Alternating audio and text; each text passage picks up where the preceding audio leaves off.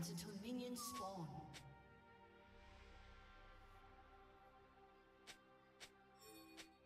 Never seen so little traffic. Do I miss it?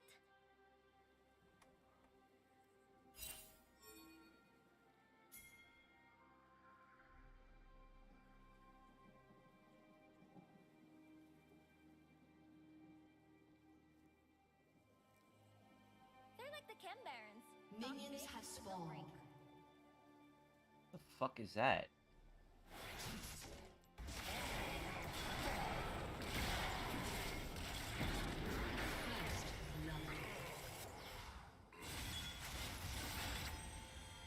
Everyone's counting on me. No way I let them down.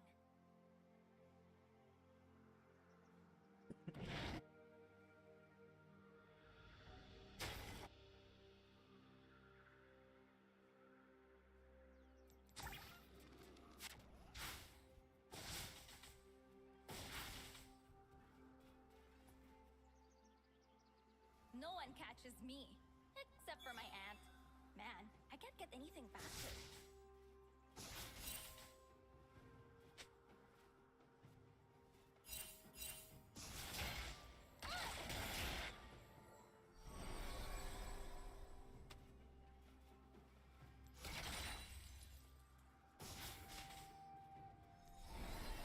Best thing I can do is fight when others can't. Bark ready! An ally has been slain. Fuel up! I don't think so. Fully charged! That's it! You have slain an enemy. Ha! Got you! What the fuck is that? KFC shit. What is that?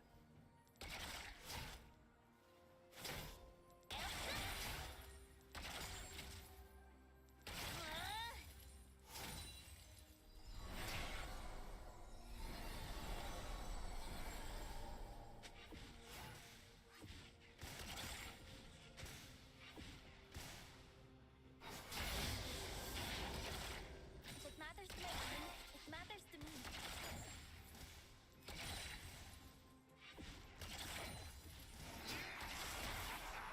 I'm not messing around. Incoming! Electric! Buzz off!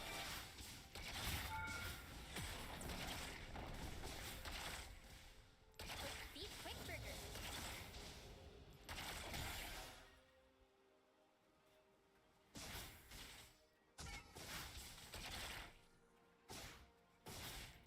More power.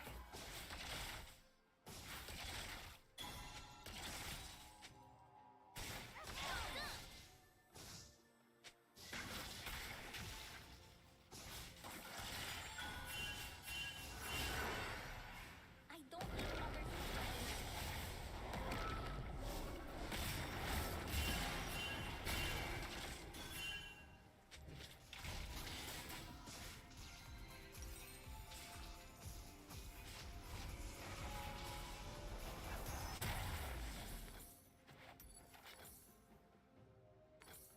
I stood up for my community. I can stand up for others too.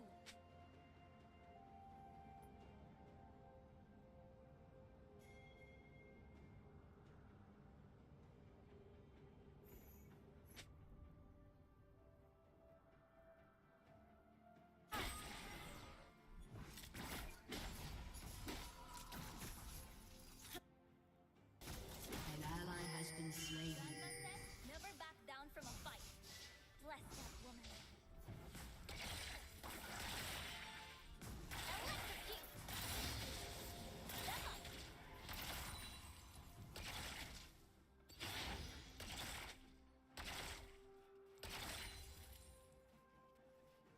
Spark ready! Oh wow!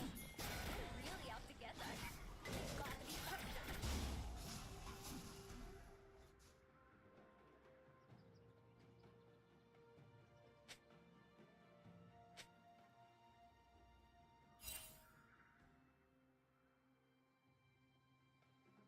Giving up's too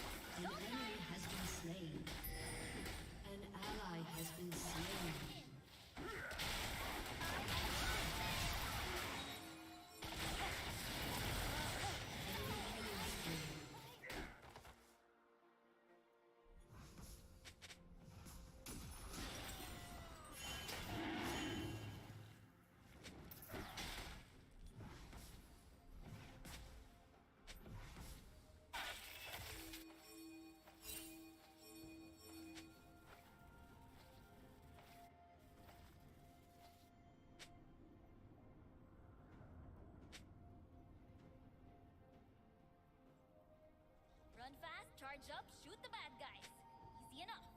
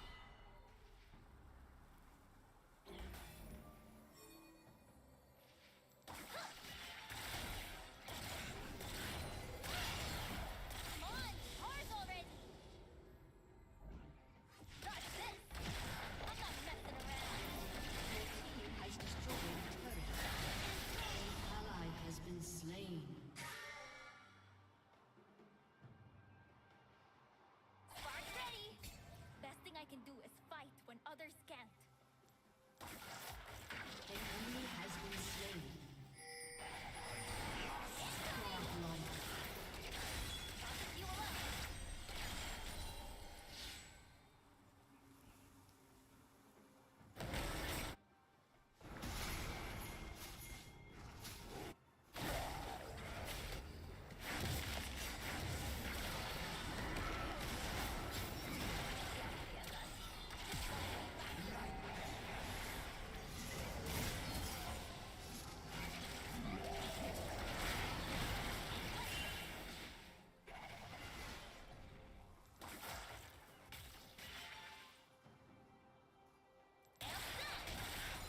It matters to my team. It matters to me.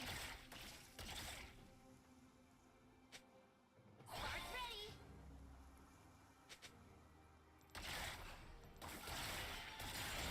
Running on empty.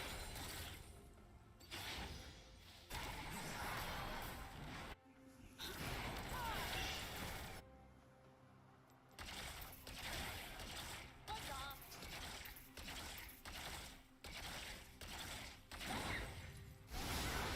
Ally has been slain. For power.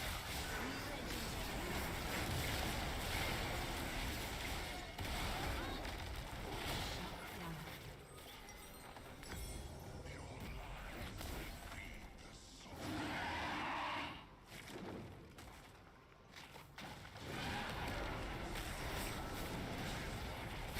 Enemy has been slain.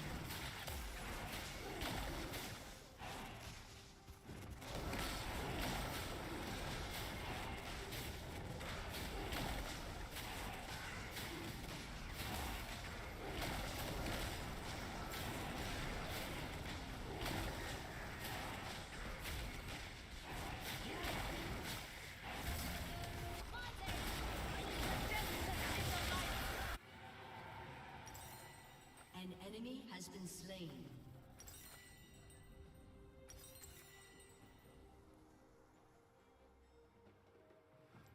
My cue. Beat quick trigger.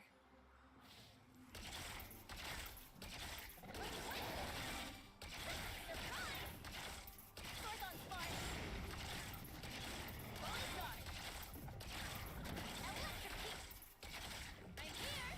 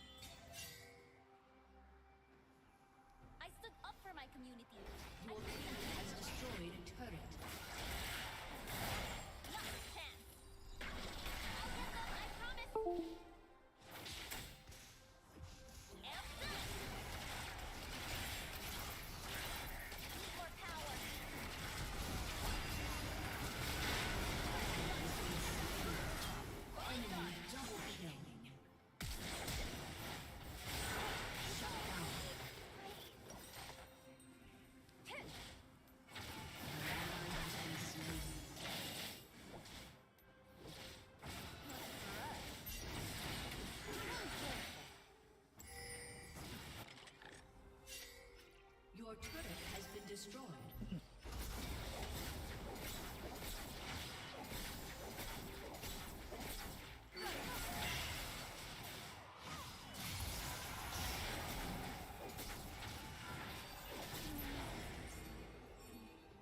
An enemy has been slain.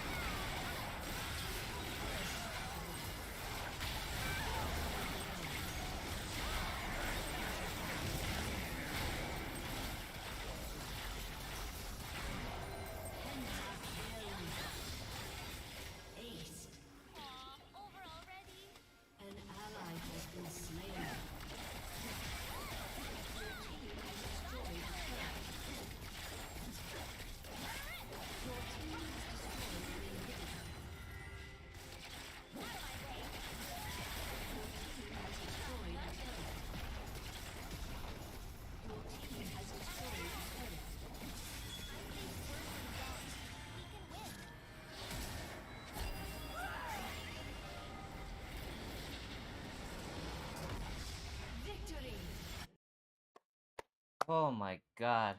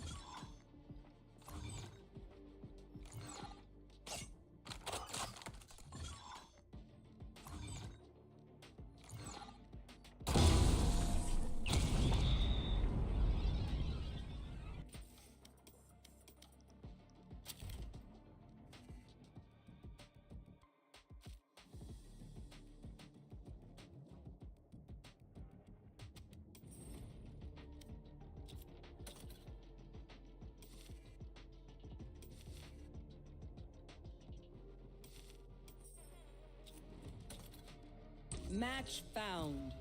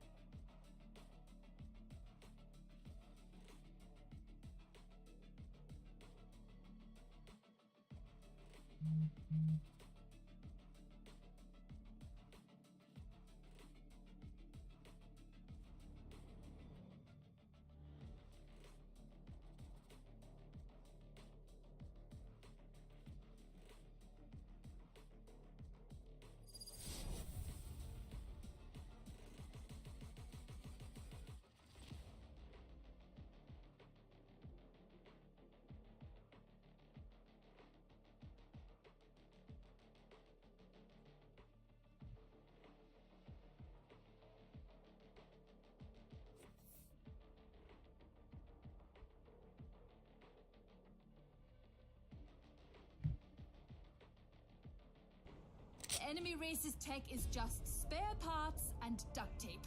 It's a wonder she hasn't blown herself up.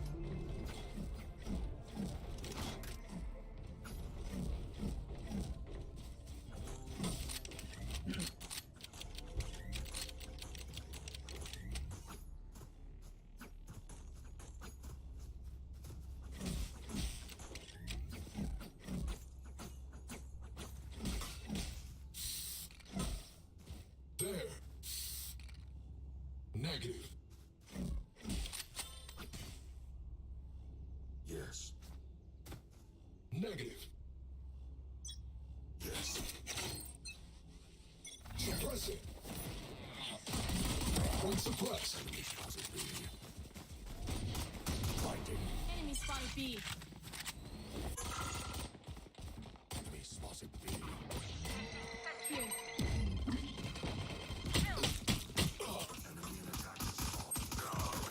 Healer down.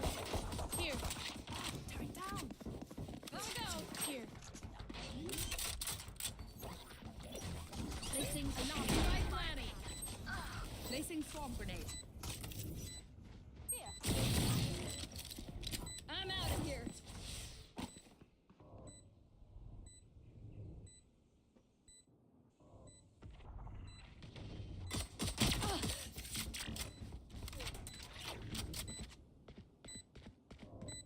Swarm grenade out. Kill my bot. One enemy remaining. Last player standing.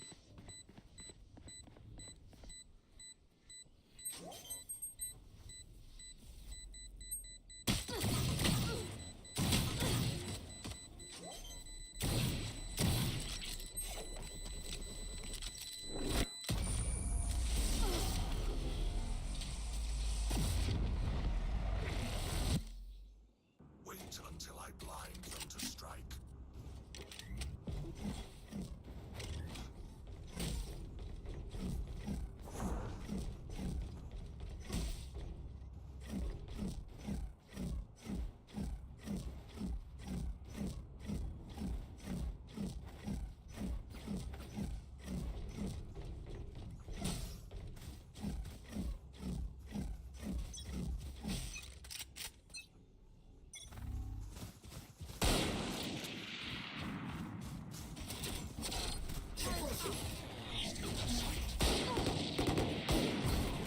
Reloading. Shadows traveling. Placing swarm grenade.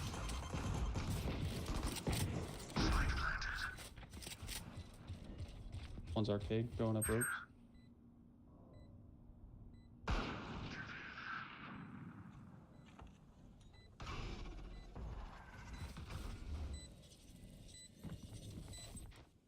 One enemy remaining. Piece of that flashbang.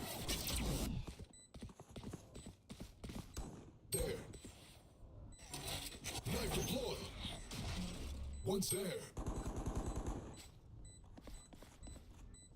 Need repairs. Long.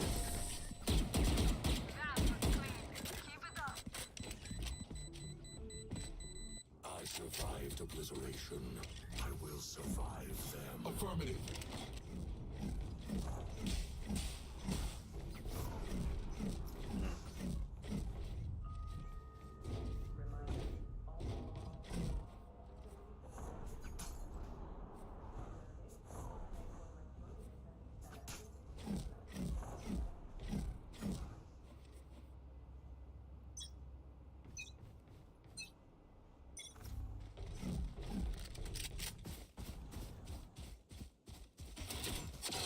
deployed.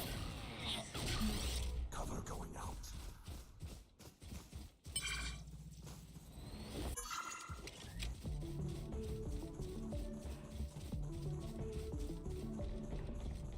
On my way.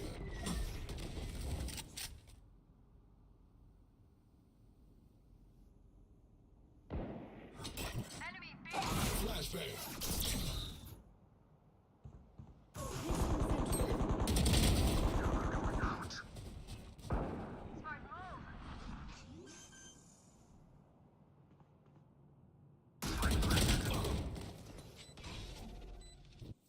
Shadows traveling. Placing swarm grenade. Swarm grenade out.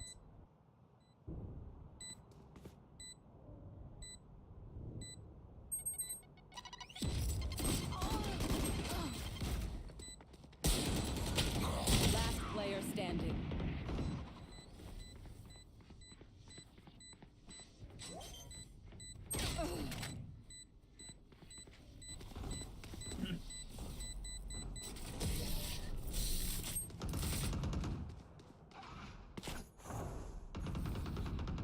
Their jet has nothing on me. I got her. Affirmative.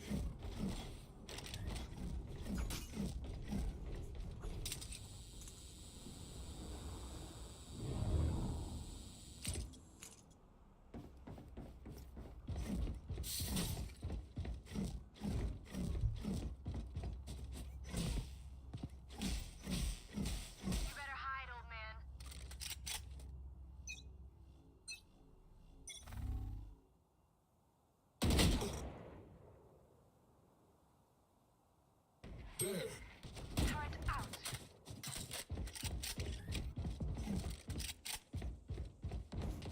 Spikes down. Spike down B. Target 86. My ult's ready.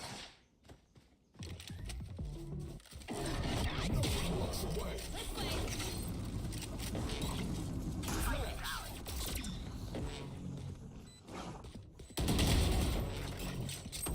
Flash. Flash.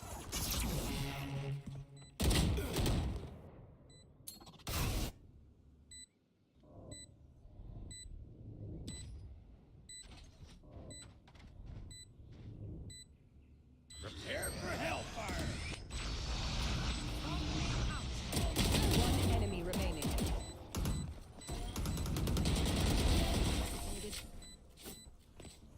Reloading.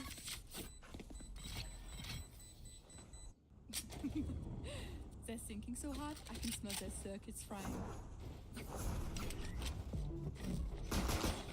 Reloading.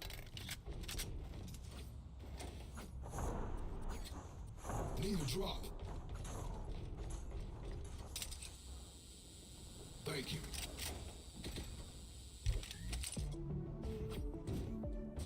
Quick peeks now. Caution. Caution. Spikes down. Spike down A. Obstacle removed. I got the spike.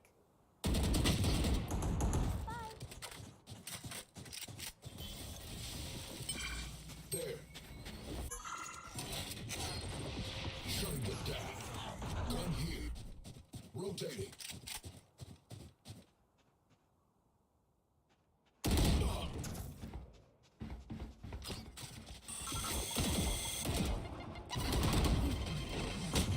Last player standing. Spike down A.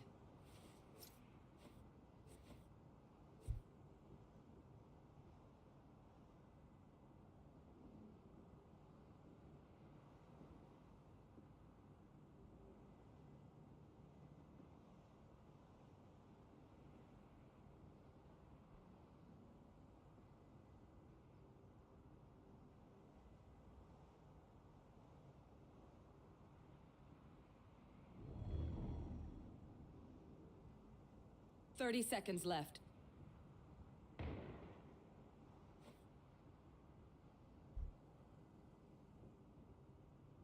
I'm out of here.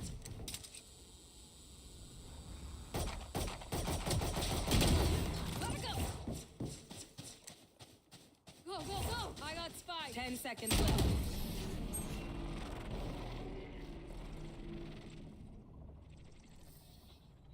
Attack when they're suppressed. I got their there. Can I get this? Can I get this? Thanks.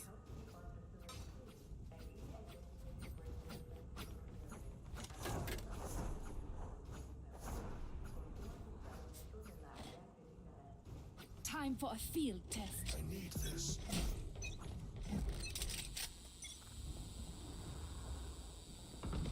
Nice try.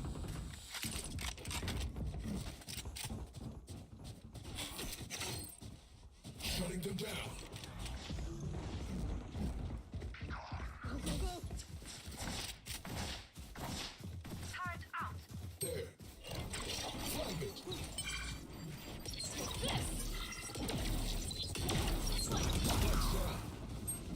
Spike down B. Target dead. One enemy remaining. Killed. I killed Reese.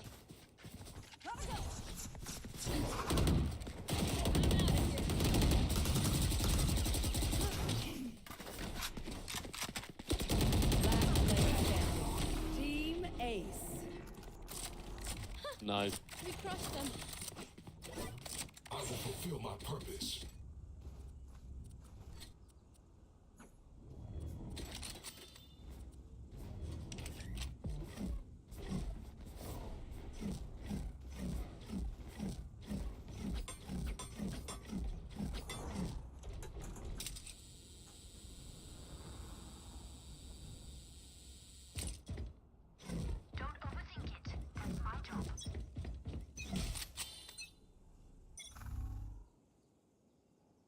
Get out of my way.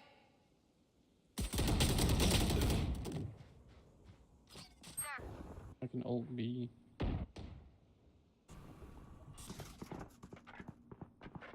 Initiated.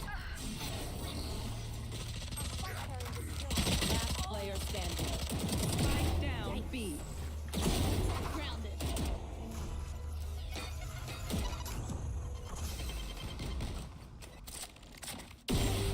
Three.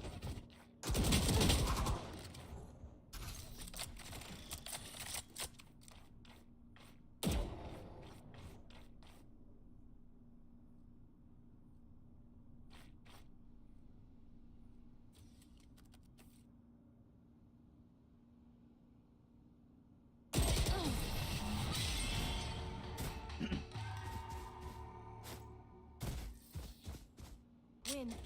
Show me where to go.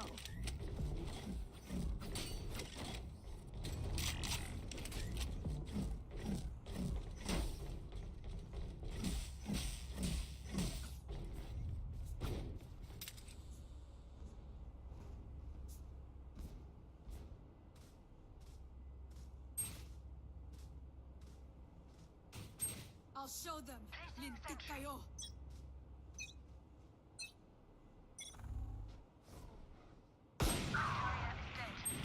Spike down B.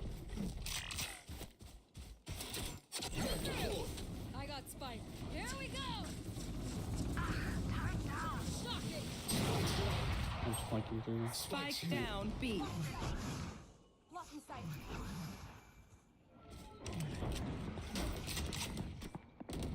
Enemy down.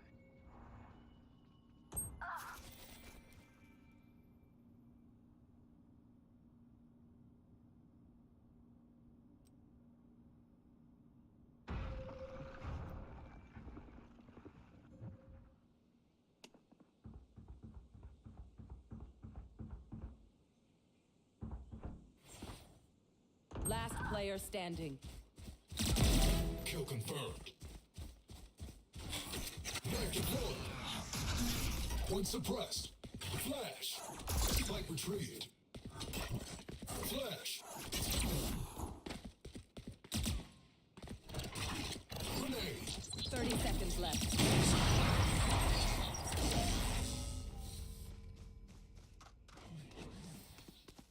Please stay alive. I hate making new friends.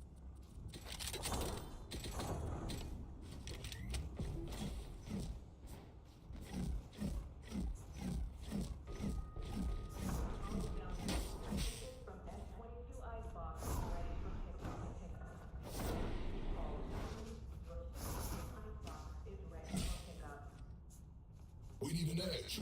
Leave it to me. Going C. Turret out. Prepare for hellfire. Away.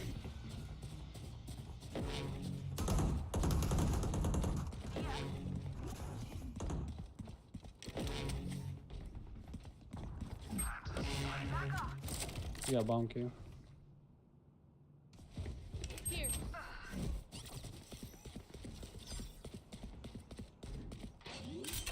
Cover going out. Light planted.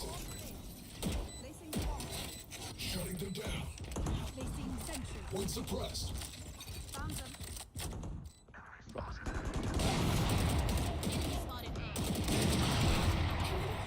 One enemy remaining. Flashbang.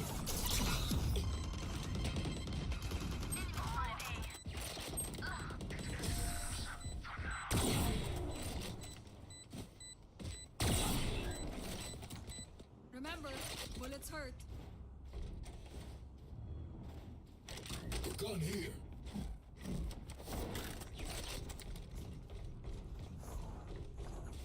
Need backup.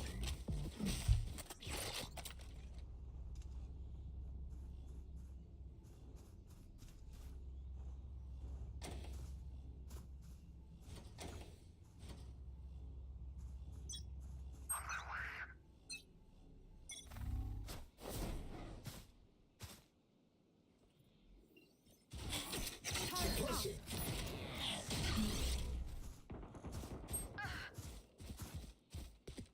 Need backup.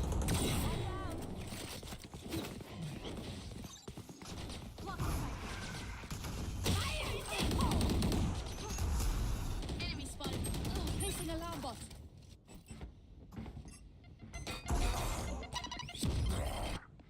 Stealing sight. Found them.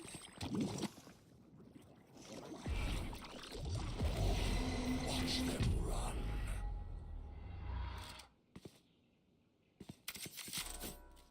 Found them. Cover going out. Shadows traveling.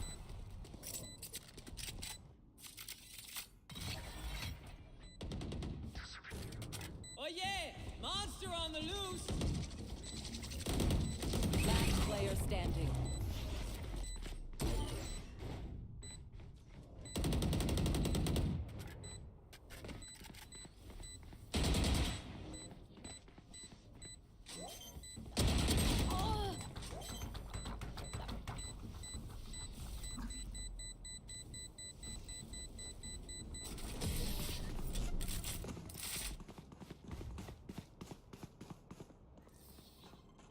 Let's make a plan, then execute.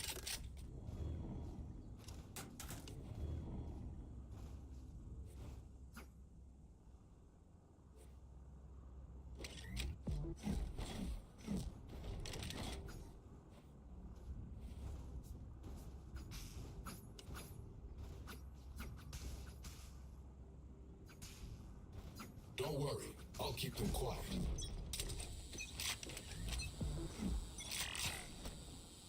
I can't put one on the other side of main. I have to stay here. Bad guy down.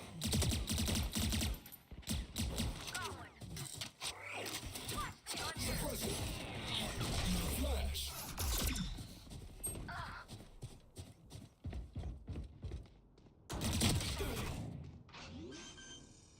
I don't think we planned here. We don't have this.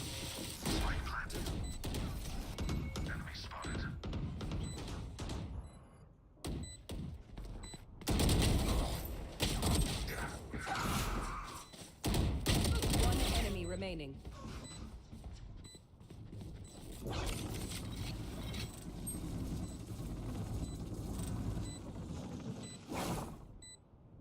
Take this. Ow.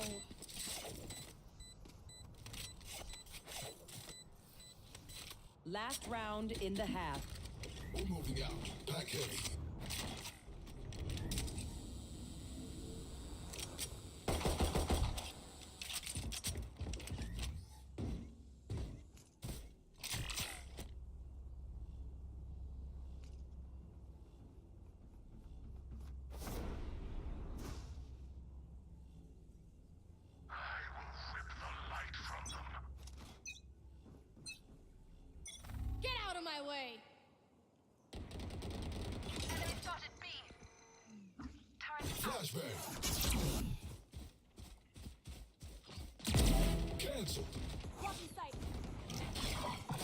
Charge.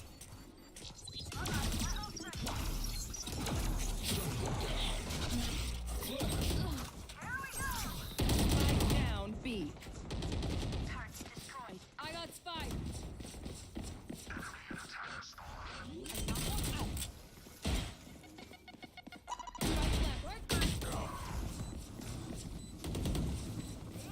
Almost out.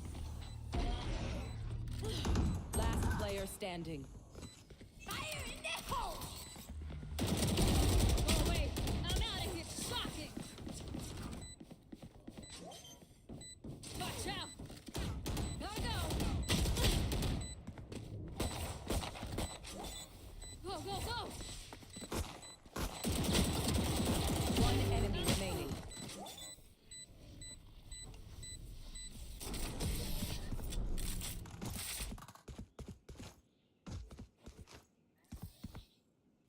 Switching sides.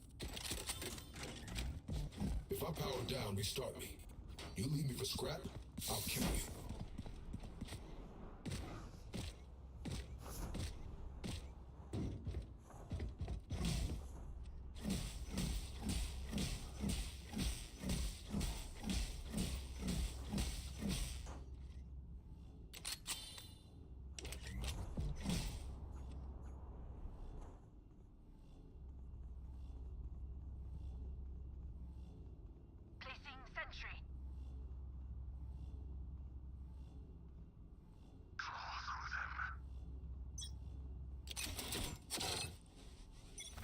Shutting them down. Got it.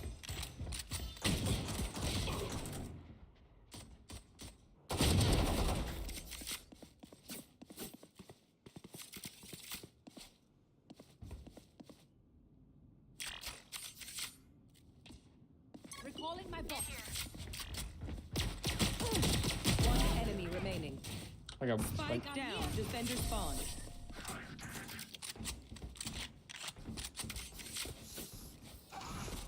Fight till the end, no matter what.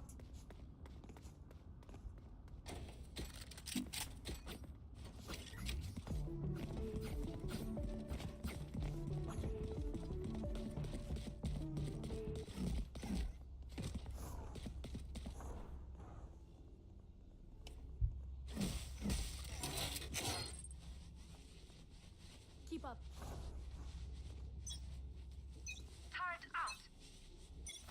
Suppressing. There. There. Spike down B.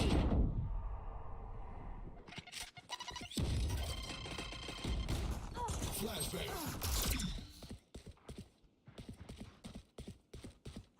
There. Flash.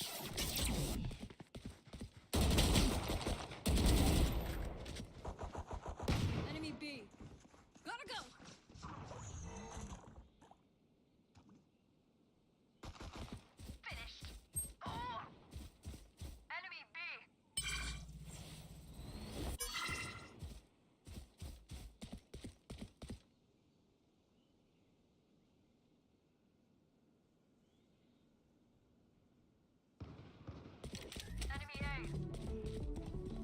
One enemy remaining.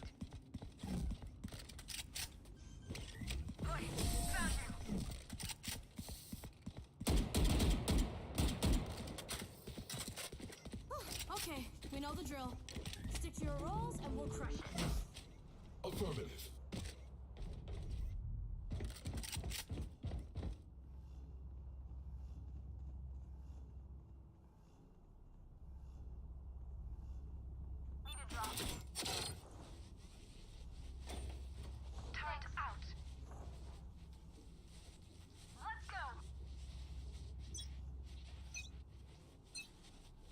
Map deployed.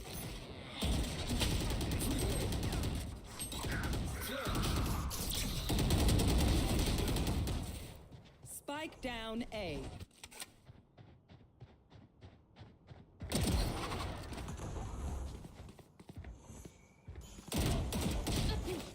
Blocking sight.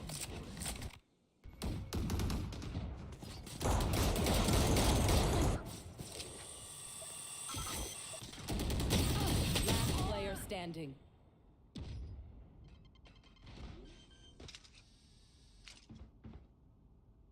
Spike planted. I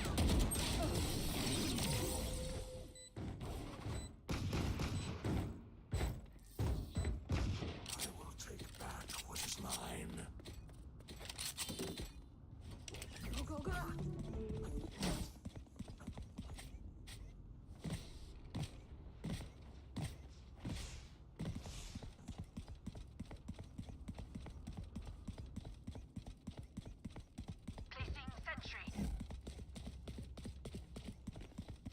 Charlie Mike, let's move. Bomb grenade.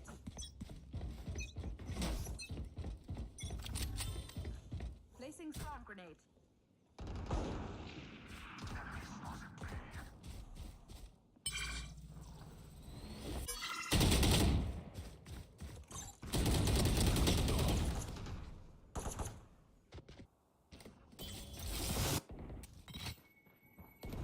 I'm out of here. Bomb grenade out.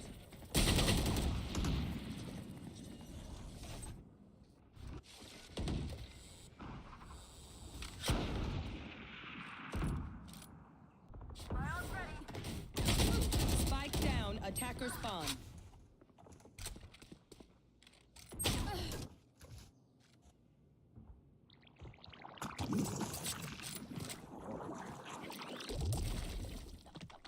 They're rotating A. Spike is rotating.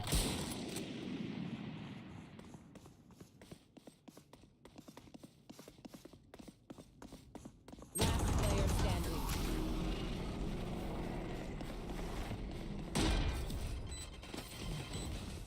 I'll shut them down. Until then, survive.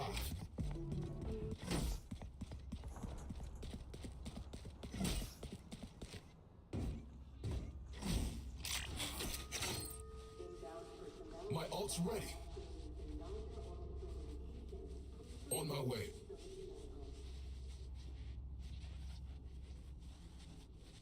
I'm saving. Turret out.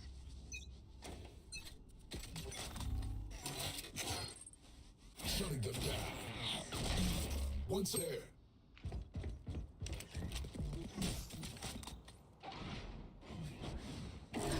No one walks away. Flashbang. There. Here we go. Flashbang. The annual reset. I need a reset. There.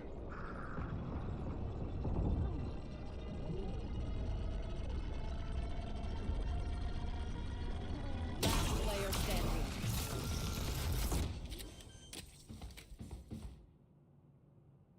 Spike planted.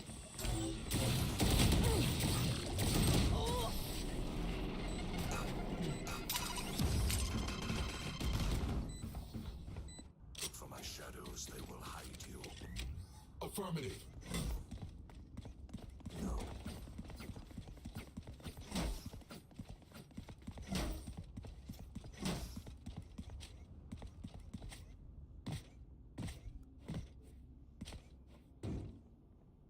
Placing sentry.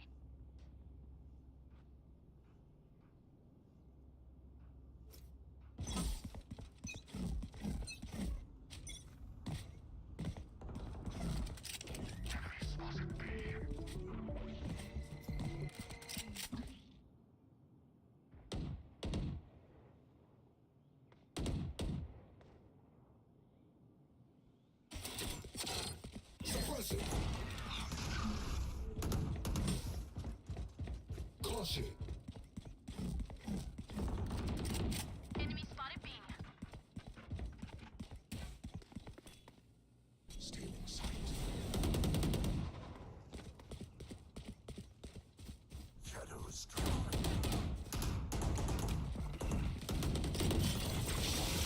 Charge.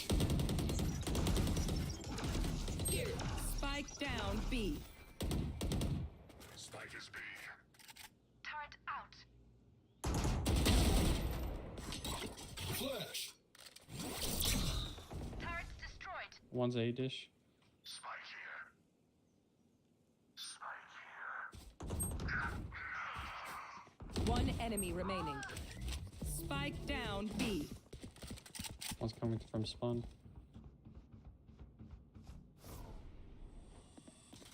Caution.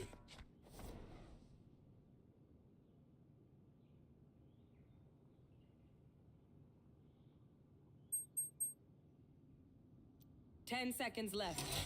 Knife deployed. There. Flash.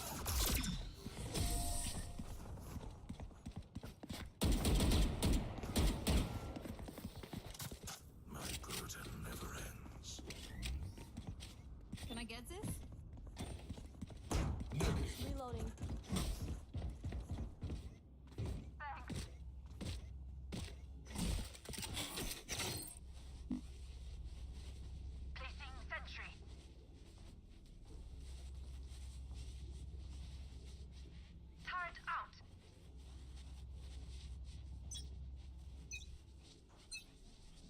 Shutting them down. One suppressed. There.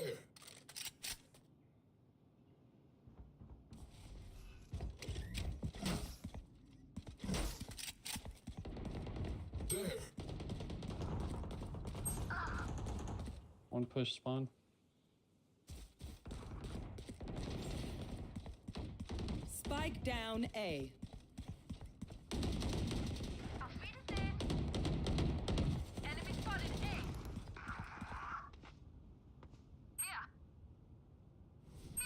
Caution. One enemy remaining.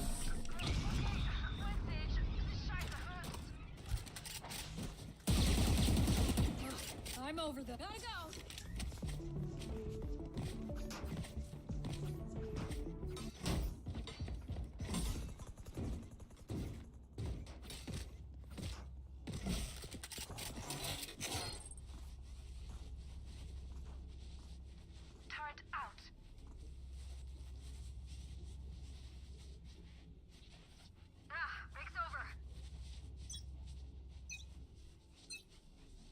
Suppressing. One suppressed.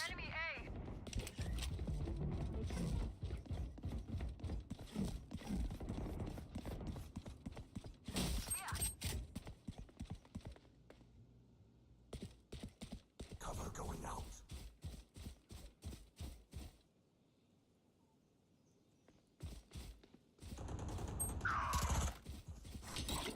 Flashbang. Flashbang.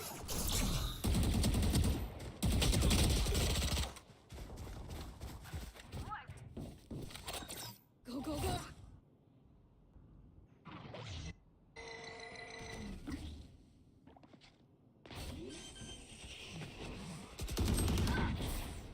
Spike planted.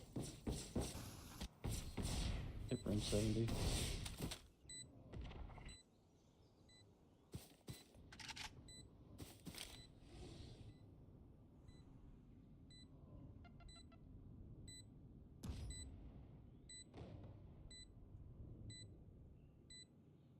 Last player standing.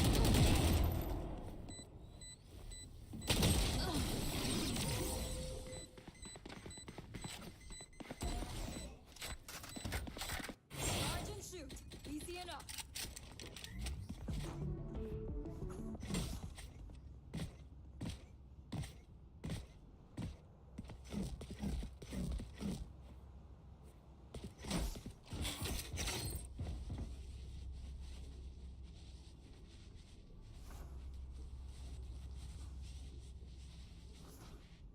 It's down. Guns up. Get deadly. Suppress it.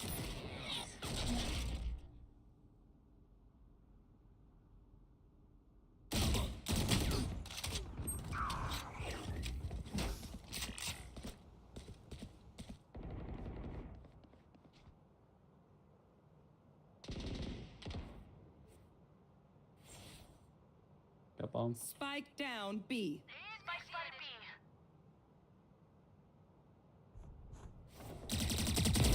Hostile KIA.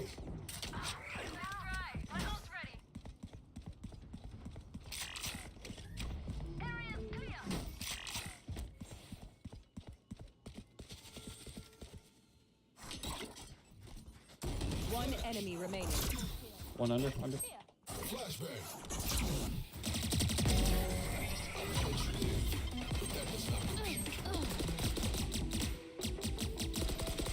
They think they know pain.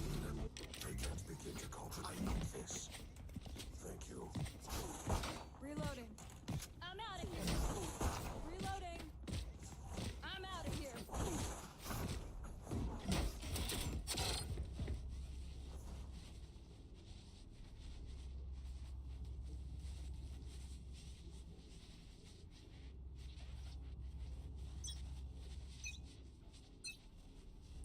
Get out of my way.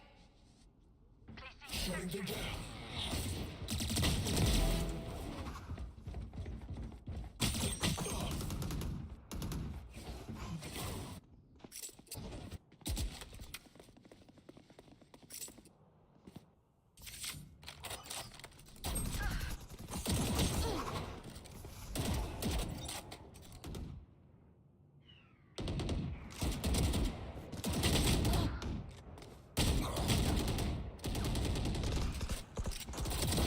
Terminated. Placing swarm grenade. Swarm grenade out. Last player standing.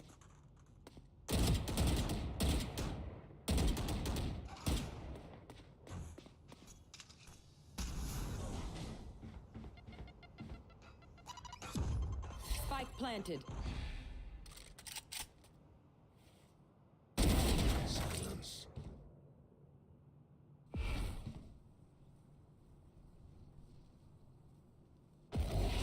Watch them run.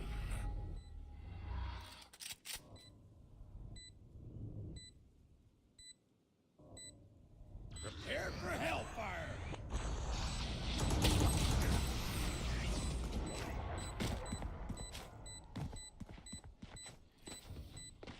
I hate to say it, but probably best to play as a team. Negative. So, go. What's the plan? My ult's almost ready. Go.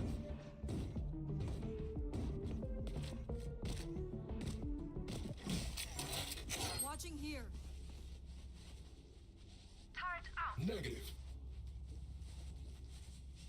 Yep. Solid work. Said I'm at. Thanks.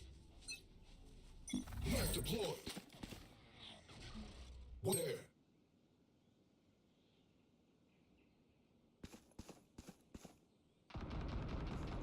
Whoa, whoa, whoa!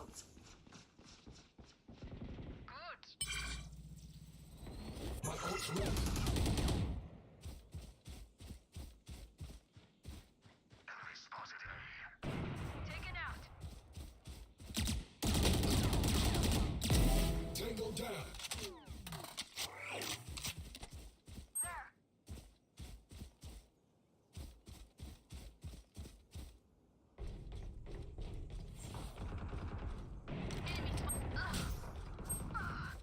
One fucking 44 on this piece of shit.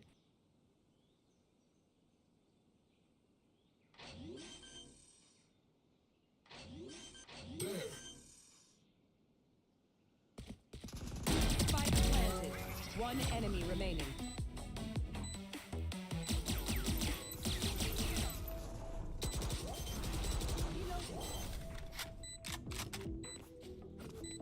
There.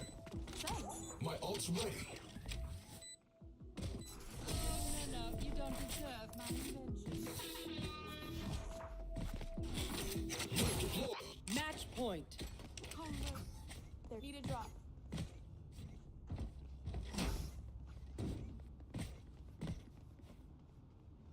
Need a drop. Placing sentry. Thanks.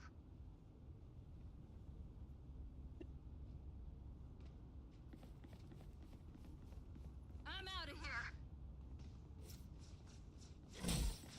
Moved.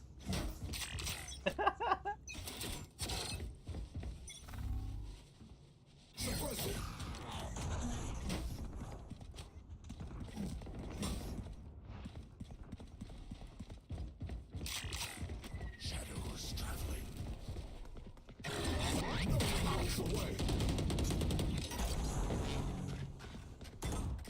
Flashbang. Going through what it's saying. Catch this. Go, go, go. Go, go, go. 2 on site.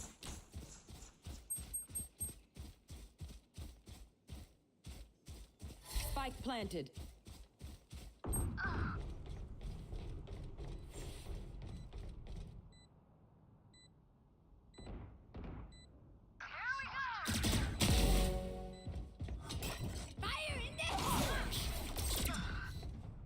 Last player standing.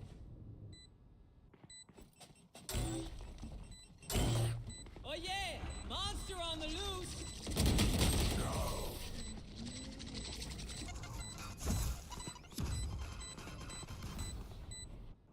Switching sides. Overtime. Their tech is only as good as their skill. And that is beat.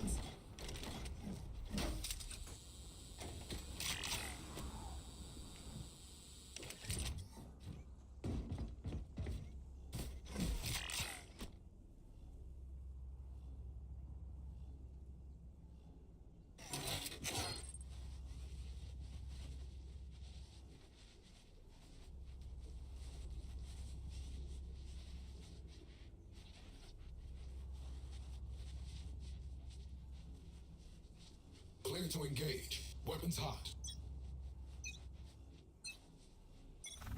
Mag deployed. One suppressed.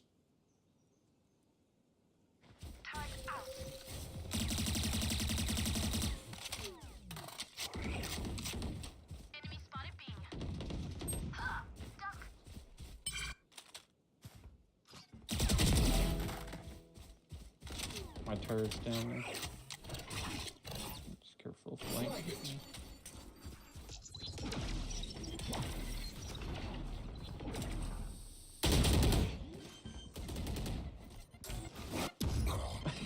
He just whipped it. Blocking sight. One enemy remaining.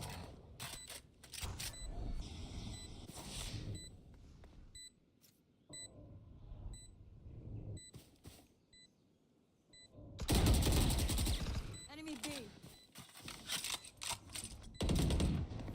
Blocking sight. You think you can kill me?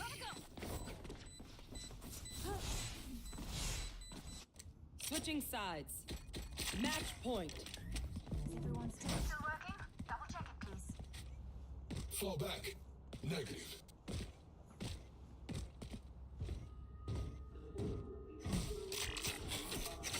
Placing sentry.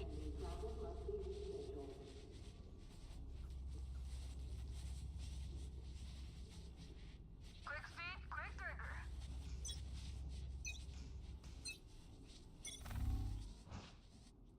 Mag deployed.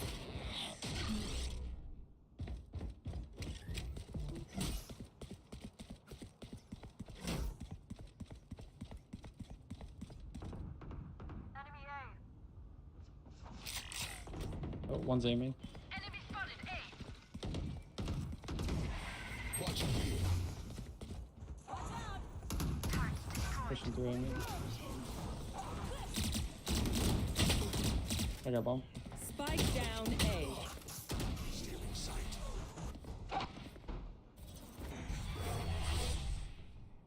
One's on top.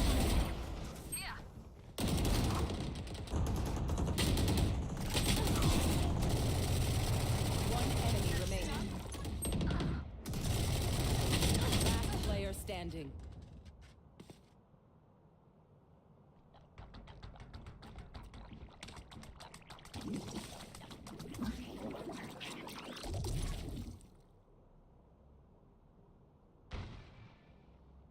Thirty seconds left.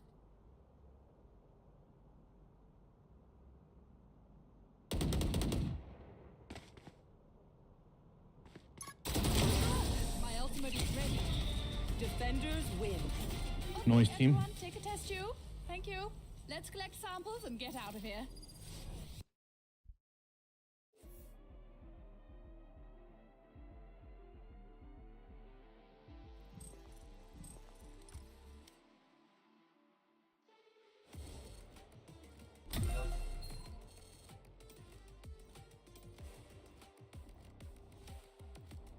am I getting stuffed into these golden matches, man?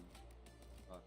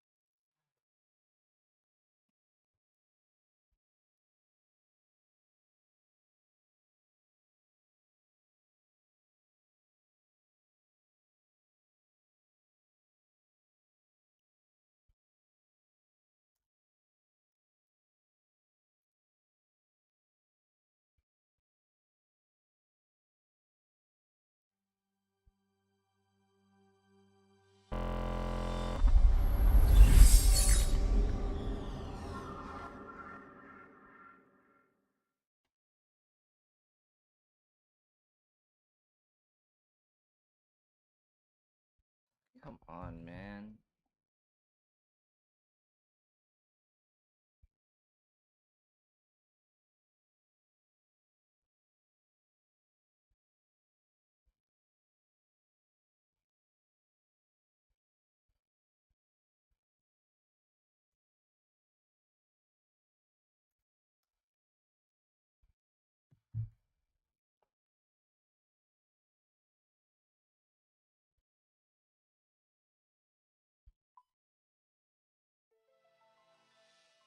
What am I doing here?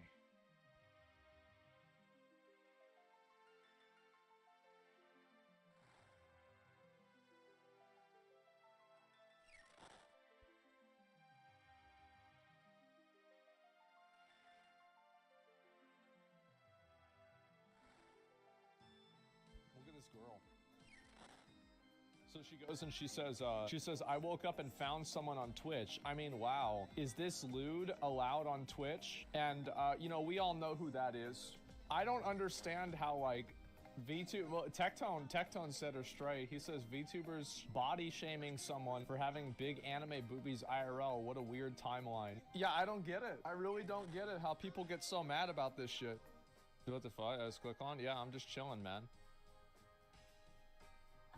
Like, bro, like, can we, guys, chill out?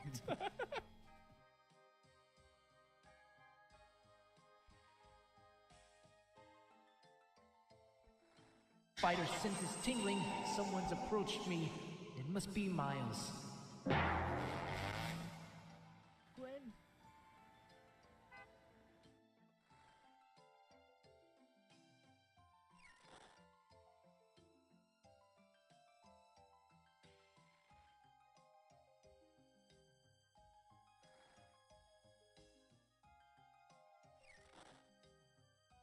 Captain America kills Iron Man. In an alternate universe, the X-Men do not exist and mutants are hunted by the Avengers.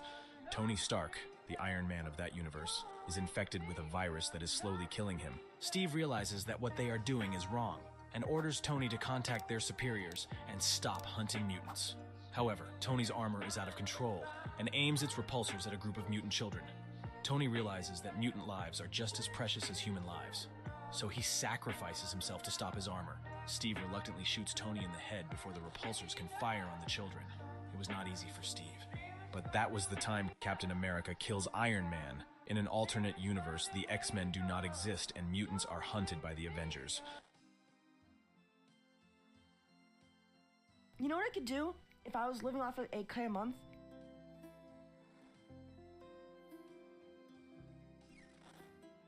I could have sex with you and like all the prostitutes I want.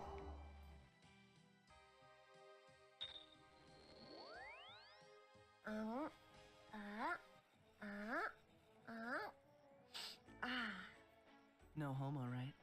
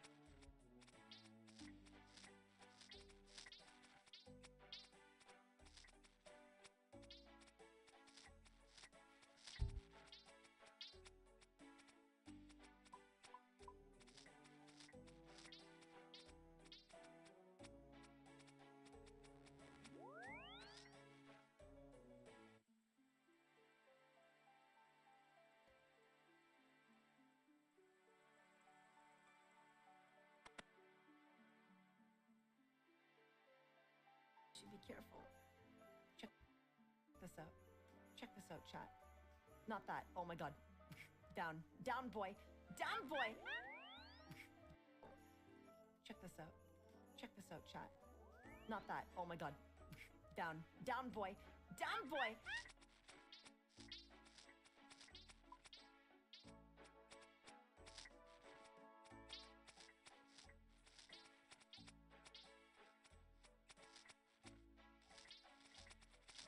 My desktop volume on?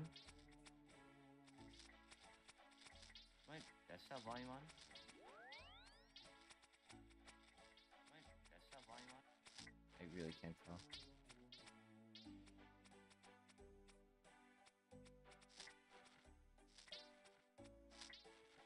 Jesus, look at all these people. What the fuck are they doing?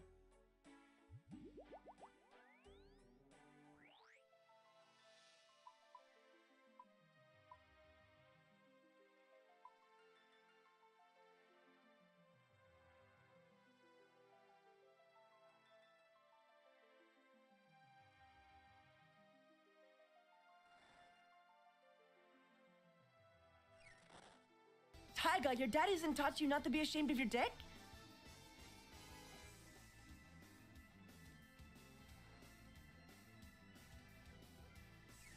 I'm not ashamed of my dick.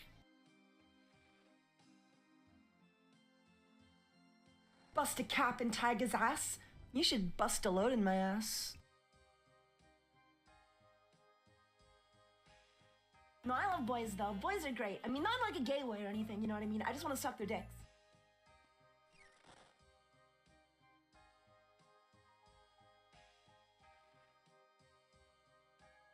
I'm not gay, guys. I'm into girls. I'm joking. I'll suck your dick. Yeah, sure.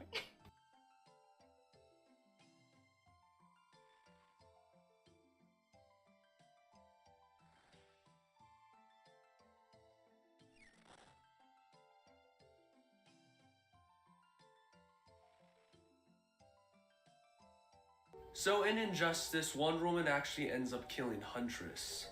In this story, Huntress and Batwoman see that Superman is hurt, and because they have taken the super pill, they're ready to take him down. So they both end up attacking Superman and knocking him down to the floor, but that's when Wonder Woman appears. Wonder Woman punches Batwoman in the face, and Huntress is able to break her shield. But Wonder Woman just throws a lasso around Huntress's neck, and all of a sudden, there's a loud crack. And she has just now killed Huntress. Batwoman screams at her, calling her a murderer, but Wonder Woman says that she didn't mean to. Now filled with rage, Batwoman just goes full out on Wonder Woman. And she doesn't stop until Wonder Woman is all bloodied up and on her knees. Even though she let her anger out on Wonder Woman, she has still lost her friend. Superman stands up and he's still ready to fight Batman, but the Flash arrives and just picks everyone up, and he takes the two teams to different locations. So in Injustice, Wonder Woman actually ends up killing Huntress. In this story, Huntress and Batwoman see that Superman is hurt, and because they have taken the super pill, they're ready to take him down. So they both end up attacking Superman and knocking him down to the floor, but that's when Wonder Woman appears. Wonder Woman punches Batwoman in the face, and Huntress is able to break her shield. But Wonder Woman just throws a lasso around Huntress's neck, and all of a sudden, there's a loud crack. And she has just now killed Huntress. Batwoman screams at her, calling her a murderer, but Wonder Woman says that she didn't mean to. Now filled with rage, Batwoman just goes full out on Wonder Woman, and she doesn't stop until Wonder Woman is all bloodied up and on her knees. Even though she let her anger out on Wonder Woman, she has still lost her friend. Superman stands up and he's still ready to fight Batman, but the Flash arrives and just picks.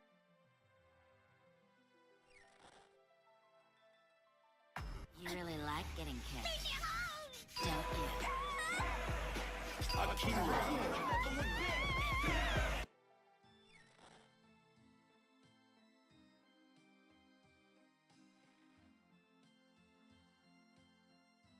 You really like getting kicked, don't you? Akira.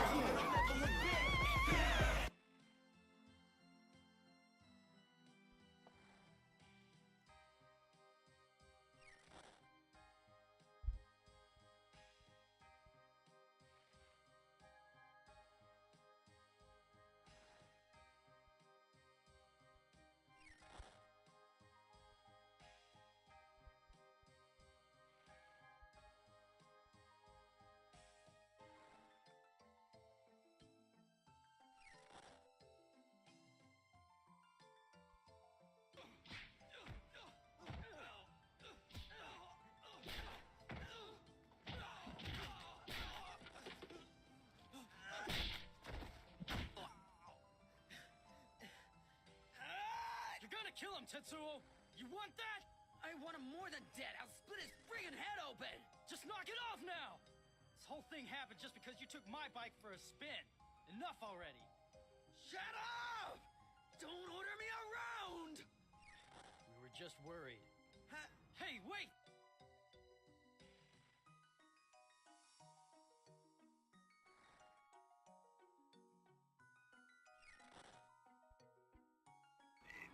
Leave me alone! Akira!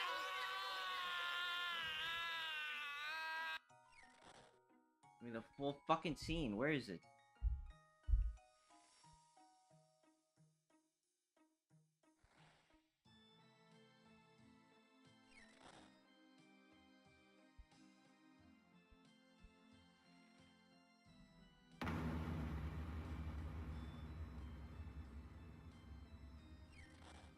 Akira is a seminal anime movie released in 1988. It is often said of Akira that it has 24 frames of animation per second. Fellow YouTuber Aplatanzi has shown that this movie, like most anime, varies in animation speed from scene to scene. I've linked his video in the description. That being said, Akira does have more scenes that are animated at 24 animations per second than most anime movies. As an experiment, I want to see what it would look like if the movie was animated at a constant 60 frames per second. To do this, I'm using an AI model called Rife to interpolate these extra frames. Enjoy. Don't make me laugh. Maybe when you downed your first clown.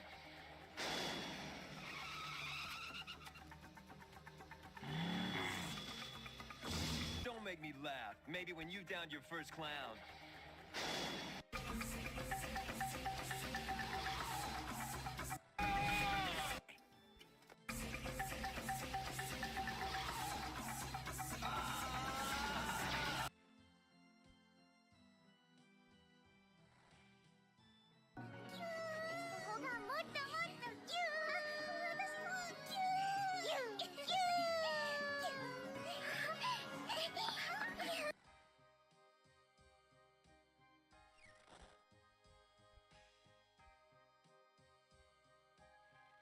I before E, except after C, or as sounded as A as in neighbor and way, and you'll never get it right no matter what you say. Can you say it in Spanish? Lo siento, no habla español, soy gringa.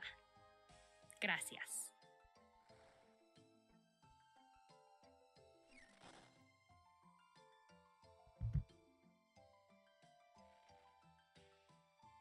Usually very familiar looking, but just different enough to be interesting.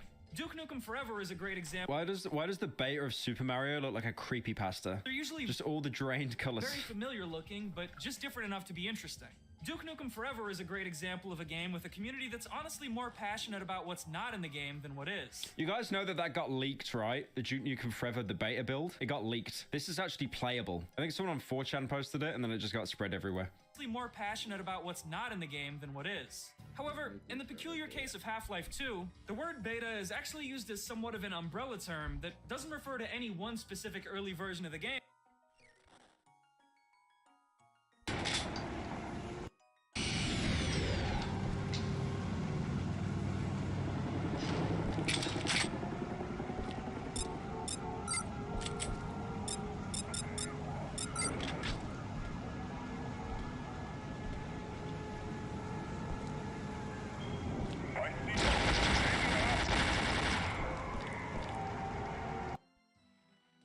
But rather pretty much any content that didn't make it into the final release. And that's because the scope and direction of Half-Life 2 changed so much over its 6-year development cycle that earlier versions of the game are pretty much unrecognizable from what we got in the end. It almost looks like H.R. Geiger's work, some of it. Like, it really does look like so dystopian. There's a film that came out in the 80s called, like, Brazil, and it kind of looks like that a little bit. Hang on. It wasn't 1998. It was a Terry Gilliam film. Yeah, there was this film called Brazil, and it was very kind of dark and grim. A lot of office blocks and stuff, and I felt like that kind of fit, like, the original aesthetic of Half-Life. Yeah, stuff like this. That was a really good film. A little bit weird, though, but, like, Terry Gilliam films are always, like, kind of slightly Reddit. Different characters, different weapons, different locations, different stories. The game changed a lot, and the only reason we even really know as much is because of an event so intensely damaging to the game's developers that it might as well have been an act of industrial espionage. The German hacker. The story accompanying the German Half-Life 2 hacker beta is honestly one of the craziest and most memorable tales in PC gaming history. Okay, I'm not going to spoil this because I'm pretty sure Richter's going to explain it, but this is absolutely hilarious. And the fact that the way he got caught as well,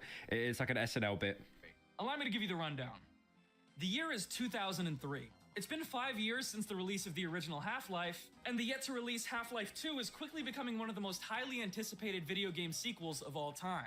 Axel Gembe, a young German hacker, wants to play it really, really badly. So using his tech... I'm not 100% sure this is him, but it's the only photo I could find. Just some poor random bastard getting framed. ...skills, he illegally infiltrates Valve's internal servers and begins downloading files off of them. He ends up making off with not only an unfinished build of Half-Life 2, but also pretty much every single map, model, and asset ever created for it. I would love to know how he did this. No one can ever seem to explain how he did this. Did he just type in valve.com, right-click, download all? Or did he, like, sneak into the offices and then, like, with a fucking thumb drive? It's so... Like, I have no idea how this hacking shit works. It's source code, and even files related to other games Valve was working on at the time, like Team Fortress 2 and Counter-Strike Source. He probably sent an email to Gabe Newell saying, like, you want to see the first Twilight film? I got a 1080p rip of it. Gabe Newell just clicks it. It's like, oh, have you reached it, Gaben? And then everything gets fucking hacked. Now, he asked nicely. Axel was a huge fan of Valve and never intended to hurt them with his hack. He was just desperate to learn more about their upcoming games, even if it meant getting invasive. But Axel did share some of these files he acquired with a few close friends of his. And then some of those friends presumably shared them with their friends, and inevitably, an early build of Half-Life 2 and all of its accompanying source code wound up leaking online to the public on October 4th, 2003. Panic. Okay, who posted it on Reddit, guys? Come on, someone own up. We put it in the boys' Discord group. No one was leaking it. Who leaked it? Who put it on Reddit for some upvotes? This was a flaming catastrophe for Valve. Half-Life 2 was set to be their biggest product yet, and was the game they were relying on doing well to keep their doors open. Not only was this massive, humiliating leak obviously a disaster for their employees' morale, Valve had previously scheduled Half-Life 2 to release that year, and this leak made it obvious to everyone that there was literally no way that was going to happen given how rough of a state it was in. Okay, I'm gonna be honest though.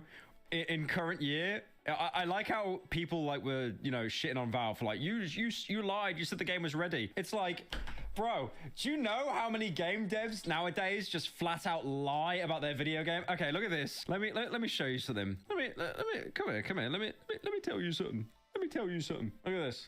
This tweet I posted. Nice to know Naughty Dog have joined the ranks of words. Cyberpunk, Bethesda, Jedi Survivor, Forspoken, Gollum, Halo Infinite. I don't know what that one is. Battlefield. I don't know what that one is. I think that's Last of Us. But like every single company nowadays, like, oh, we couldn't bring the game out. Oh, we crunched our employees and 5 of them killed themselves. Oh. Half-Life 2's already crunched developers were now forced to rush their game out even harder than before, as the company bled what's estimated to have been over $250 million in estimated damages, and the greater public began to question their integrity. This whole fiasco nearly sunk the entire company. In the background of all this madness... I like how Naughty Dog came out recently with a statement saying they had to delay the development of the Last of Us multiplayer game, and it's like, why are you apologizing for delaying a game you didn't even fucking give a release date for? Our CEO Gabe Newell had of course linked up with US law enforcement and began desperately searching for the man responsible, going as far as to publicly reach out to online Half-Life forums to ask the community for help. However, this never amounted to anything. And as time passed, it started to really seem like nobody online knew who was responsible for the... This is like me being hacked, and then I go on my alt account. It's like, guys, who did it? Come on. Own up. After 5 long months, all of their leads had gone cold, and it was beginning to look like the man behind this cybercrime was never going to face justice. But by this point, Axel Gembe, the true culprit, had been watching one of his favorite game companies get thrust into turmoil over a leak he had inadvertently caused. Feeling conflicted, guilty, and no doubt nervous knowing that the FBI was onto him. So what does he decide to do? Well, he directly emails Gabe Newell, of course. Axel personally apologized to Gabe for everything that had happened, explained that his true motivation was just being a huge fan of the company and that the leak was a complete accident. And then to round things off, he took this opportunity to ask Gabe for a job at the company. Yeah. Oh, I'm having like a Mandela effect. I thought Gabe offered him a job to like bait him into coming in so he'd get arrested. But I didn't know Axel actually asked for a job. Could you imagine? After months and months of fruitless searching, the man Valve had been looking for basically brought himself to their doorstep. They arranged a phone interview with Axel, and then told him he was officially invited to visit Valve's headquarters for a second in-person interview. However, as you might have guessed, this interview was actually nothing more than a ploy to bring Axel to America so that the FBI could promptly arrest him. I respect how Richter did all of these recreations in like actual Gmod as well, as opposed to like, you know, Lissad stock videos that so many people use. Before that could happen, though, Axel was arrested in his hometown of Schönau im Schwarzwald, Germany in May 2004. Unlucky. And despite how much damage his actions had caused, the judge in his case pitied him for his young age, troubled childhood, clear remorse, as well as the fact that he wasn't actually the one who posted the files online, and he was let off with a remarkably lenient sentence of no jail time and just 2 years probation. Half-Life 2, What the fuck? Bro, I got... What the hell? 2 years probation. Dude, my ban on Twitch feels fucking harsher than that. What the hell? 2 years probation? That's it? I mean, surely he's not allowed to use the internet or something, right? 2, the finished version, was later released in November 2004 to critical acclaim, and through helping launch Steam, played an enormous part in turning Valve into who we know them as today. The only billion-dollar game company that doesn't make any games. Oh no, that's Sony as well, to be fair. Like, come on. That was such an easy joke. Come on, Richter. Come on, it's Sony as well. Come on. Gabe Newell became a billionaire, stopped wearing John Lennon glasses, and by now has even lost an admirable amount of the weight the PC gaming community once ridiculed him for. And yet, despite how much time has passed, how Valve as a community I remember he got a cornea transplant as well, Gaben, because his sight was completely fucked. I don't even think he needs the glasses now. has moved on, and how the gaming world at large has changed, the Half-Life 2 beta leak still continues to captivate millions of people to this very day. In fact, Yeah, no. Okay, guys. Okay, sorry. I will be honest. The PS5 does have one game. It has Ratchet and Clank. That's the one game that they have. Wait a minute. What? It's coming to PC? Oh, no. Now there's no fucking games. it's even inspired what some people might call copycat crimes. More on those later. Anyway, now that we know the story of how it all went down, you're probably wondering just what's so interesting about the contents of the Half-Life 2 beta that would make someone willing to risk prison time. You know the worst thing is about Ratchet and Clank, no games apart? It costs more on the PS5 now than if you were to pre-purchase it on Steam. I'm over it. Well, as we touched on earlier, Half-Life 2 had a uniquely complex and turbulent development cycle that the 2003 leak gives us a lot of great insight into. And since Half-Life 2 is the game that gave birth to Gary's Mod and brought us pretty much every other massively famous game that runs on the Source engine, knowing how it evolved into what it is today adds interesting context to a lot of popular internet culture. Like, it's really strange to know that the creepy priest guy that millions of people have seen in famous Gmod videos at one point looked like this. There's no way he looked like, what the fuck is that? That's Mr. Potato Head from Toy Story. That's not real. That's a fan edit. There's no way. There's no way he was ever meant to look like that. Probably the first That thing looks worth mentioning awful. about the Half-Life 2 beta is how the game's story changed. Although the game's plot was always going to end with the human forces triumphing against their alien oppressors, the early storyboards for the game were much more hopeless and darker. In the Half-Life 2 that we got, City 17 is basically a giant prison camp with sprinkles of futuristic technology. But in earlier drafts, it was an all-out industrial dystopia powered by child slave labor, with the outdoors smothered in a toxic green smog that forced the population to wear gas masks all the time. All of this is the basis for one of the most ubiquitous and longest-running memes in the community. The mantra that the Half-Life 2 beta was dark and gritty. Half-Life 2 beta was very dark and gritty. However, while this green, nasty, foggy version of City 17 is one of the more recognizable cut and revised locations, it is far from the only— You can really see how, like, that looks like Dishonored, though. Like, how dark everything is. And the architecture. recognizable cut and revised locations, it is far from the only one. For example, the reason the city was swamped in so much green fog in the first place was because of the air exchange facility, which was this enormous atmospheric reprocessor bleeding the Earth dry of its resources and terraforming it for alien life. Although it was never quite finished, this cut chapter is damn near fully playable in the 2003 leak, and it has some really interesting Halo 2 kind of vibes that I've always enjoyed. There was also going to be a section of the game set in the Arctic and on an icebreaker ship called the Hyperborea. This idea was eventually reused in the Half-Life 2 episodes to bring us the mythical Borealis ship, an endgame time machine that Half-Life 3 was almost certainly going to revolve around. See what I mean about how it's interesting to see how this stuff evolved? There's also the— Yeah, you actually went to the Borealis in that Entropy 02. I know that isn't canon, by the way. It's just like a fan mod. But yeah, Entropy 02 were fucking amazing. I definitely want to do a video on them at some point. There was also going to be— Really see how, like, that looks like Dishonored, though. Like how dark everything is.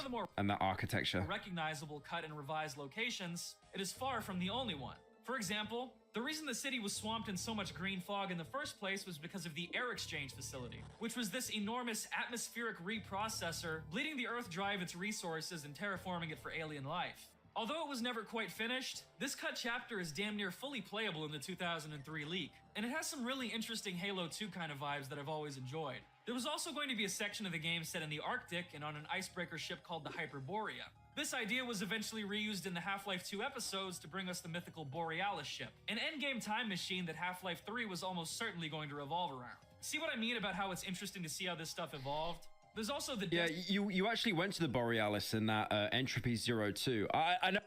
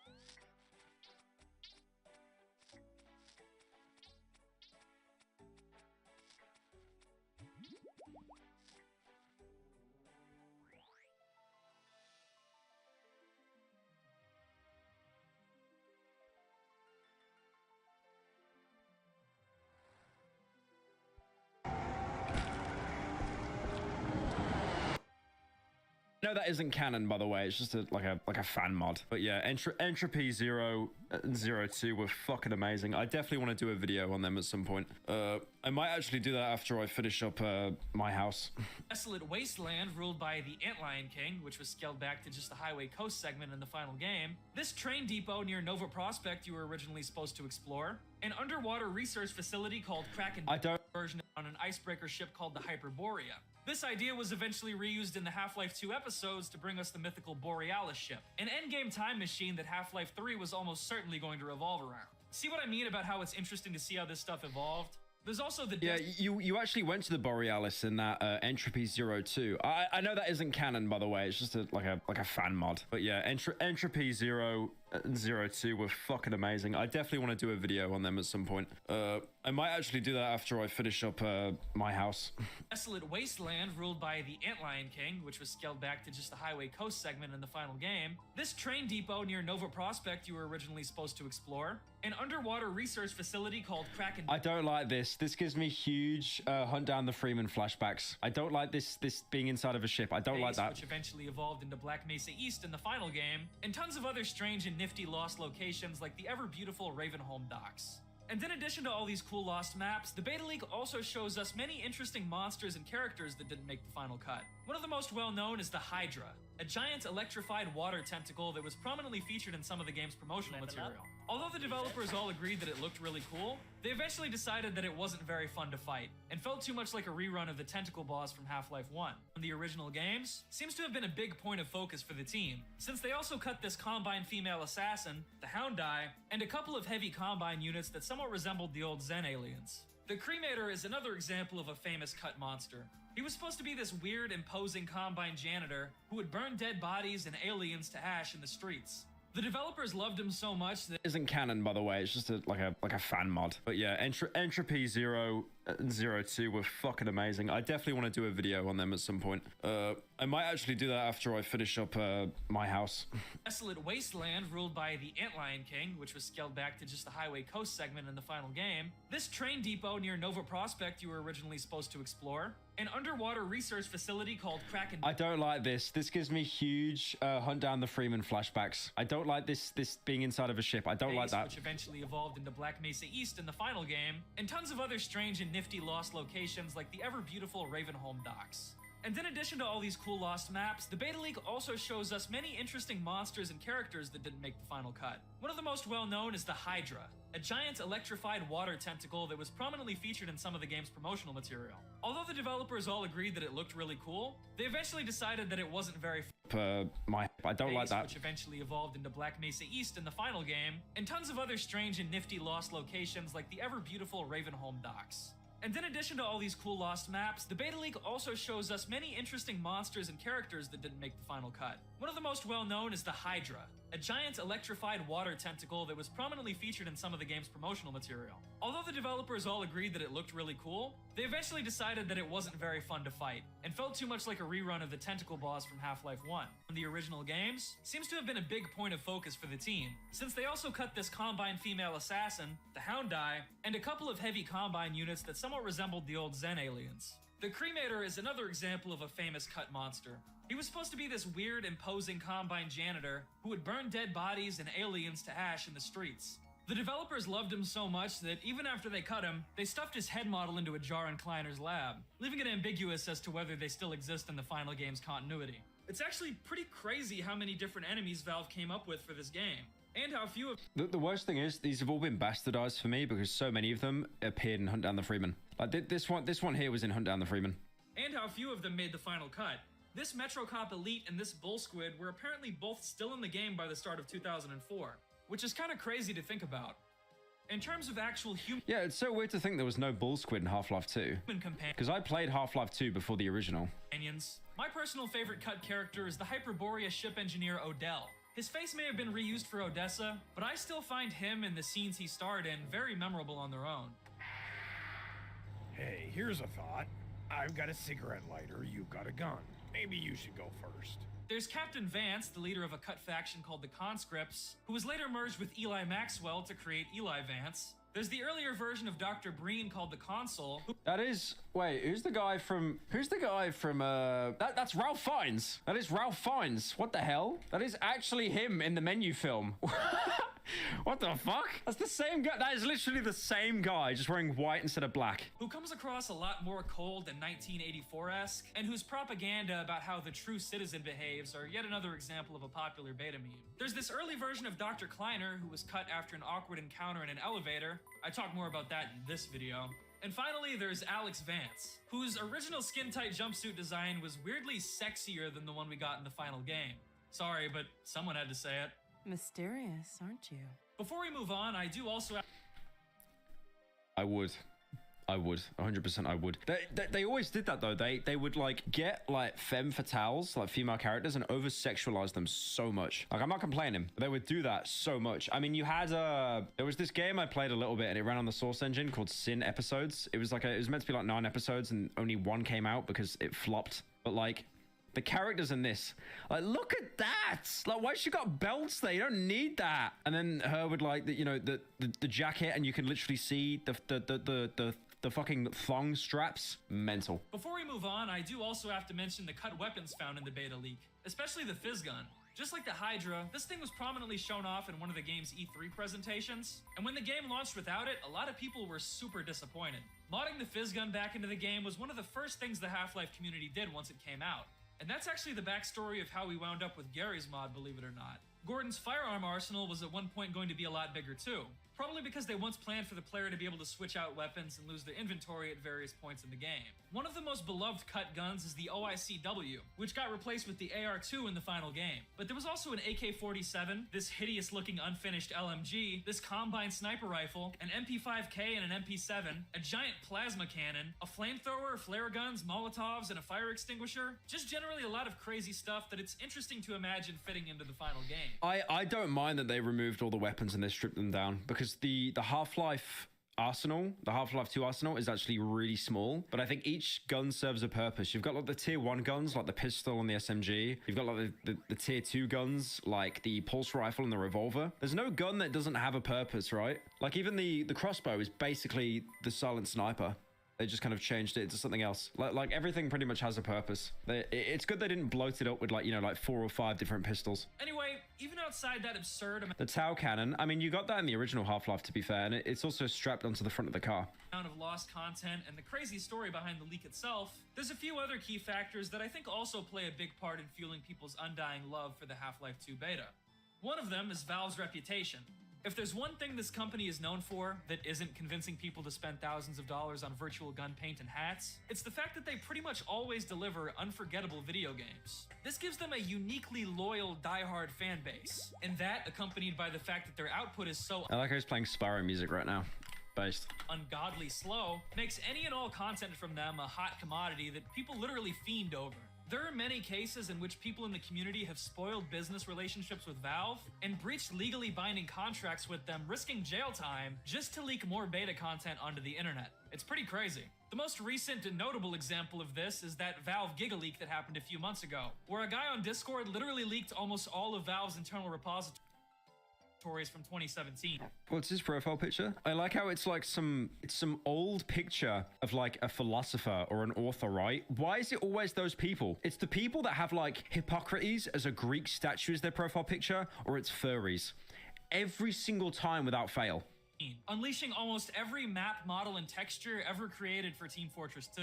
And this is far from the only leak to have happened since Half-Life 2 released. It's sad because, while the public getting their hands on content like this is cool, it's also seriously straining Valve's relationship with its community. This all helps bring a sort of true crime feeling to the beta culture, and I'm not really sure how to feel about it. But moving on, I'd say probably the second thing about the beta that captivates people, and probably motivates all these desperate leakers, is just how mysterious this cut content can be. Dude, look how fucking fat Gordon Freeman's lips are. Holy shit. The Half-Life 2 leak is something Valve generally avoids talking about or addressing publicly, which makes some of the bewildering stuff that can be found in the beta feel even more strange and unexplainable. This bizarre Hazard 01 map brings the player into a training course, then has them escape the bounds of the level and get scolded by the G-Man. Get back where you belong and forget about all this. One of the cut City 17 map It terrified you as a kid, just like rounds of the level and gets scolded by the G-Man. he's just throwing like equations and twitlongers at you. Back where you belong and forget about all this. One of the cut City 17 maps has this flickering room with a weird, creepy clock mechanism in it that no one seems to have ever come up with an explanation for.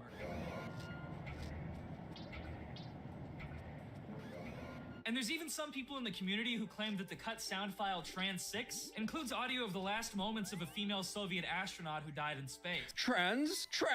Though I'm pretty sure this is just a myth. There's also some stuff in the beta that isn't necessarily creepy, but is definitely bizarre, particularly in relation to G-Man for some reason. This map called Icky Pop features him getting carried away by a crow. This RT camera demonstration map shows a G-Man Breen hybrid standing next to a bunch of children. Why do they look like the Kazoo Kid, man? And there's even a notoriously goofy G-Man sighting in Ravenholm that was cut. What was that music? Stuff in the beta that isn't necessarily creepy, but is definitely bizarre, particularly in relation to G-Man for some reason. This map called Icky Pop features him getting carried away by a crow. This RT camera demonstration map shows a G-Man Breen hybrid standing next to a bunch of children. Why do they look like the Kazoo Kid, man? And there's even a notoriously goofy G-Man sighting in Ravenholm that was cut.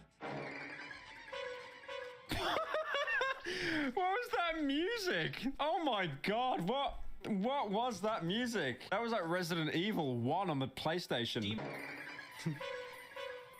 Jump scare, oh. Now's also probably a good time to mention what I think might be the longest running Half-Life 2 beta meme of all time. Free TVs. There's a Half-Life 2 level from the year 2000, which is Lost Media, that apparently showed civilians in City 17 beginning the uprising revolution by breaking into stores yelling, "Get your free TVs!" It's really a shame we probably won't ever get our hands on this map, given how highly coveted and silly it is. It's like a gag from The Simpsons or something. One of the things that I think goes hand in hand with that mystery appeal to the beta is what I guess you could call the deception element, or something like that. As I mentioned earlier, the leak showed the public that the game wasn't ready yet. But looking deeper, it also demonstrates that a couple of the things Valve advertised about the game were deceptive or even flat out lies. The Half-Life 2 E3 presentations that Valve gave were a lot more heavily Is it actually that goofy ass sound? Really? than they were letting on. Chat, is this the maps real? they showed off weren't anywhere near complete. And thanks to the leak, we can see that if the guy hosting the presentation would have moved just a little too far in the wrong direction, he would have completely broken the illusions of these levels. And Yeah, to be fair though, that's like all game presentations. That's literally every game presentation ever. Well, that was game presentations like 10 to 15 years ago, because all the game presentations you see now are like pre-generated cutscenes where it'll say at the bottom, rendered in engine, like not even fucking gameplay. just a little too far in the wrong direction, he would have completely broken the illusions of these levels. And I can't help but notice that even the final game's marketing material includes a ton of outdated images and arguably false advertising. Now, I don't have a very big collection of Half-Life 2 stuff, but even I have a copy of the game that I can easily spot cut material in the case of. Like, this beach with an antlion guard and a gunship doesn't appear in the final game, nor does this area with all these cut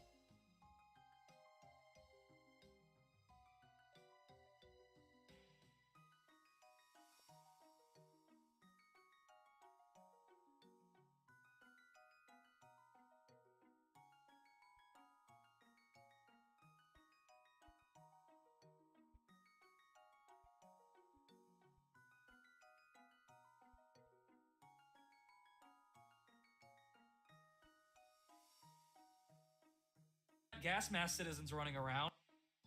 This picture shows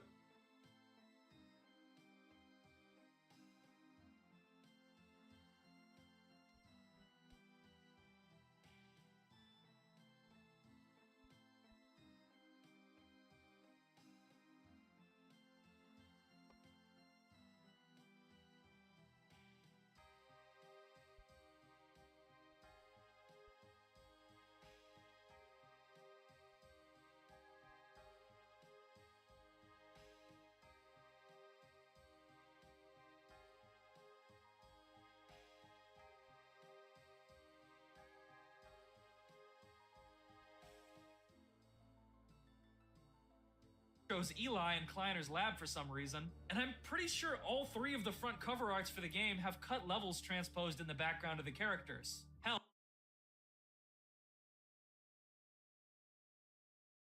even to this day, the Steam page for Half-Life 2 still has cut content in its screenshot gallery. It's as if Valve didn't even care to clean this stuff up at all. And that, I think, is probably the final and maybe even most important reason that people continue to stick around and obsess over the Half-Life 2 beta. For the community, I really just like how they put Alex in full fucking latex.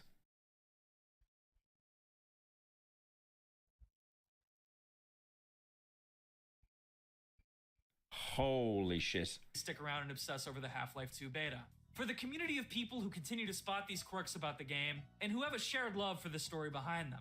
Beta content continues to inspire. Yeah, I remember when Richter made a video on the TF2 Pyros, and he basically summarized at the end of the video that like most people that play Pyro are just like sexual degenerates. That was actually, yeah, I can't even argue with that. I actually can't. There are tons of really cool and interesting fan projects and remakes, and it's brought a surprising amount of people together over the years. There's a remarkable amount of passion and love that's been put into bringing Valve's cut ideas to life in these projects, and it's difficult to not feel at least a little intrigued seeing these enemies and locations stitched back together, allowing us to fully appreciate material that was once almost lost. Not all of it is totally constructive though, I must admit. Discussion about cut content does have a habit of sometimes drowning out other topics in the Half-Life 2 was better. Boo, get better material. Show him concept art. It's like 1984, the game. Life community, and there's a small minority of people. Guys, you don't get it. It was like Half-Life 2, but it was less sad. People who do seem to view the beta like it's just a secret finished game that Valve intentionally downgraded for no reason. Of course, ignoring the reality of game development and failing to appreciate the hard work that went into creating. Yeah, it's defo looking at stuff with like rose-tinted glasses, right? Because if we had Half-Life 2 beta as a full game, I reckon it wouldn't be as good. Because Half-Life 2, like the actual base game, it has like comedy in it and stuff, and it's some of it's lighthearted, but it also knows when to make it grim. I mean, look at Ravenholm, for example. Like, it knows how to balance it really well. It's like an up down. If it was just less sad, then like it'd be a lot more forgettable, I think. That's just how it works when you have a cool, interesting thing on the internet. People are always going to pervert it and be annoying. There's no denying that the story behind the leaks in the beta, as well as the mystery around its mythos, are fascinating and easy to get lost in. And it's interesting to think about how many other games might have had crazy development cycles like Half-Life 2's, but that we don't know about because the developers were more tight-lipped and never suffered a crazy, disastrous leak. Just like myself, the Half-Life 2 leak turns 20 years old this year, and yet it somehow seems like we're still learning new things about this game and its development on the regular. Everyone knows that it's hard for a video game to amass a cult following, even a really good one. Thousands of video games are produced every single year, with the vast majority of them— Wait, is that real? 10,000 games were made in 2022. 10,000, and none for the PS5. That is insane. To be fair though, 10,000 games, you just know the majority of that is mobile garbage. Games are produced every single year, with the vast majority of them going completely unnoticed by the general public. So I would say that it is truly remarkable that this unfinished, uncompiled disaster of a leaked build from 2 decades ago continues to inspire and captivate people to this very day. That looks like the fucking city in Final Fantasy VII. Yeah, that was a good suggestion, Richter. Thank you for that, man. Chat, I'm gonna go for a piss. I'll be back in a sec. Oh, what the hell? No way.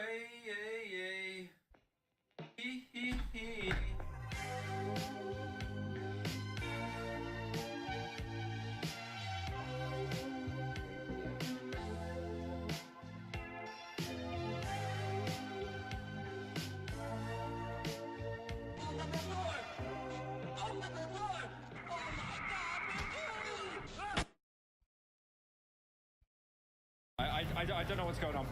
Oh my god! Okay. Oh my lord. Already seen this video. YouTube, you fuckers.